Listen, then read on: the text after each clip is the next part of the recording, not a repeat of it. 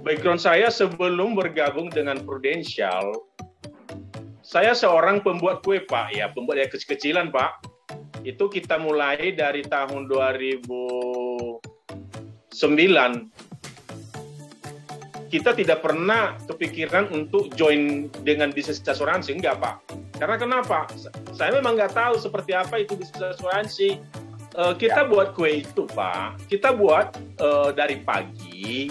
Itu dari jam 4 pagi itu kita udah bangun. Nah, kita juga dibantu sama seorang karyawan waktu itu ya.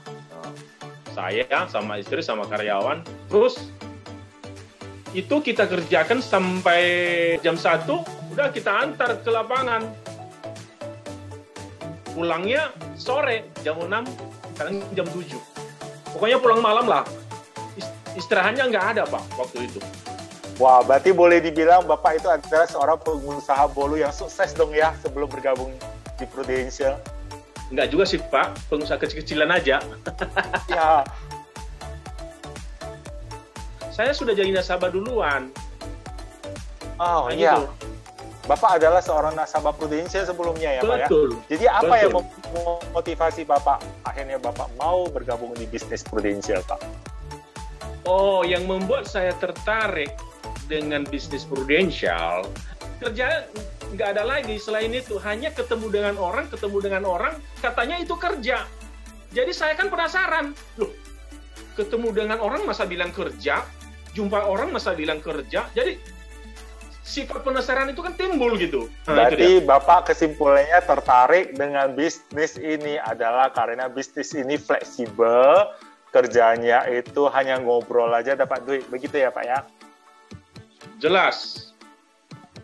Kalau retreat perjalanan sih saya malu sih Pak menjelaskannya, karena kenapa? Ya ada sih ada. Ya kita kan, ya puji Tuhan ya, kita pernah ke Vietnam waktu itu, tahun 2019 akhir. Kalau bergabung di bisnis asuransi, ya nggak susah dong Pak, gampang.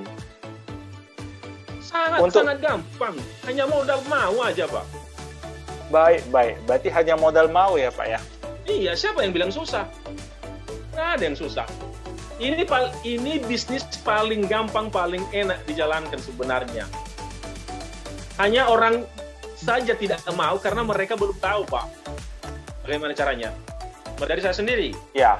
Nah, 2 bulan setelah saya jadi nasabah dulu, tahun 2012, kebetulan saya kecelakaan tuh. Saya masuk rumah sakit.